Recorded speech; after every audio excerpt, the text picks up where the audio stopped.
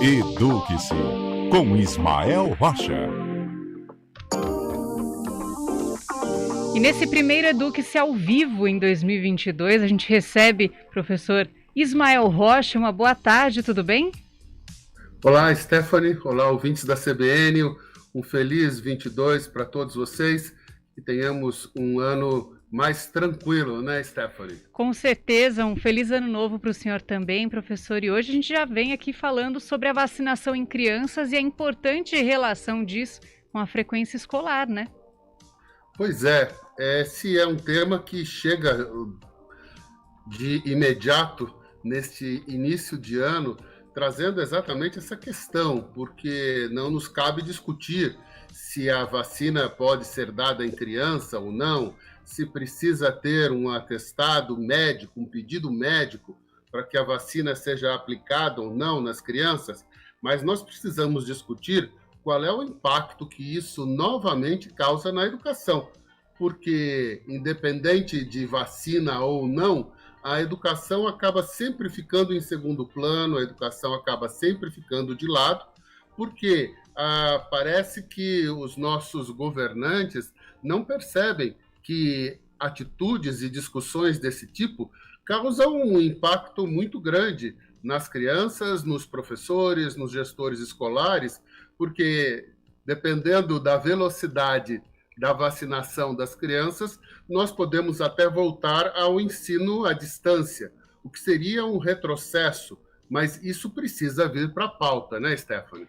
Com certeza, o senhor falava, né, professor Ismael Rocha, sobre essa questão da educação estar sempre em segundo plano, e eu acredito que a saúde também vinha em segundo plano. Ela passou agora a ser uma prioridade, porque afeta também economicamente, né? Afeta o comércio, afeta as atividades econômicas como um todo. E a gente fica pensando, o que será que vai ter que acontecer, o que precisa acontecer para a educação ficar em primeiro plano, como está a saúde agora? Sem dúvida, porque nós não queremos hierarquizar o que é mais importante, a saúde ou a educação ou a segurança. Esses temas, eles são todos muito importantes e precisam estar na pauta, precisam ser discutidos por especialistas, precisam entender, né, qual é o impacto que isso causa numa mãe que tem 2, 3 filhos e não sabe o que fazer, se ele leva seus filhos para vacinar, se não leva, e ao não levar, se retoma com as aulas presenciais para esses meninos e meninas. Então a gente tem que entender que existe um ambiente que envolve muitos outros atores. Os professores ficam inseguros, e se as crianças não estiverem vacinadas? Eu volto a dar aula, nós temos aí informações claras de que mesmo os professores e qualquer pessoa que tenha sido vacinada, ela pode ter o Covid-19 nessas novas cepas, tá certo que numa medida mais tranquila, não tão agressiva, mas temos que pensar esse universo todo. E, Stephanie, um outro fator que surgiu agora, no dia 30, no penúltimo dia do ano, foi uma decisão do Ministério da Educação revogando uma posição das universidades públicas, principalmente as universidades federais, que haviam decidido que os alunos deveriam apresentar o atestado de vacina para que as aulas fossem retomadas presencialmente.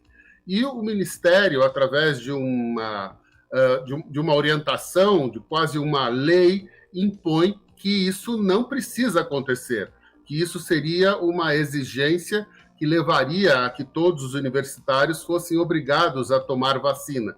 Só que volta novamente a mesma discussão, né, Stephanie? Puxa, se eu sou um aluno universitário de uma escola pública, de uma escola federal, e me vacinei, eu volto a ter aula, e quem não se vacinou pode voltar à aula, e o que isso impacta na minha saúde, na saúde do professor, na saúde da sala de aula, e que isso impacta na educação como um todo desses jovens universitários que nos últimos 2 anos foram muito prejudicados também porque tiveram aulas à distância, aulas remotas, e às vezes essas aulas nem foram entregues.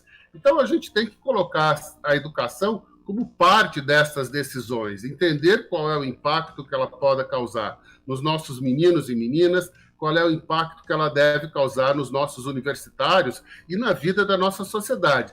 Então, a orientação né, que a gente traz nesse primeiro bate-papo é que este ano, que é um ano de eleição, a gente fique muito atento nas propostas de todos os candidatos, seja para o Planalto ou seja para a Assembleia Legislativa do Estado de São Paulo, seja para qualquer cargo, a gente tem que entender as propostas, cobrar, discuti-las com profundidade, seja o candidato A ou o candidato B.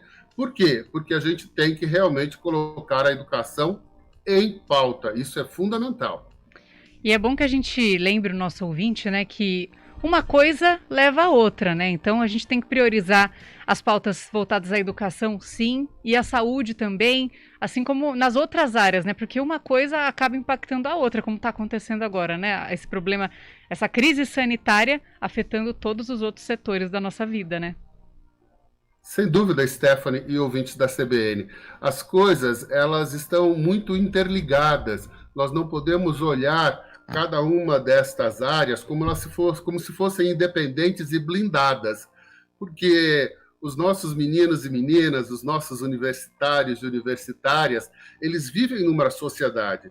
E a gente já viu problemas que aconteceram aí de mudanças em relação a financiamentos públicos. Então, a gente tem um universo econômico, político, na área da saúde, na área da segurança, na área da educação, e esses temas eles precisam ser colocados na mesa e entendidos como eles se interrelacionam e como um afeta o outro, e não olhar só para um e entender muitas vezes o ganho político que isso pode trazer para um determinado grupo ou não, mas entender como um todo e como isso afeta e quais são as consequências. Falamos muito, né, Stephanie, sobre o impacto socioemocional que a pandemia trouxe para os meninos e meninas. Conversamos várias vezes aqui na CBN sobre isso.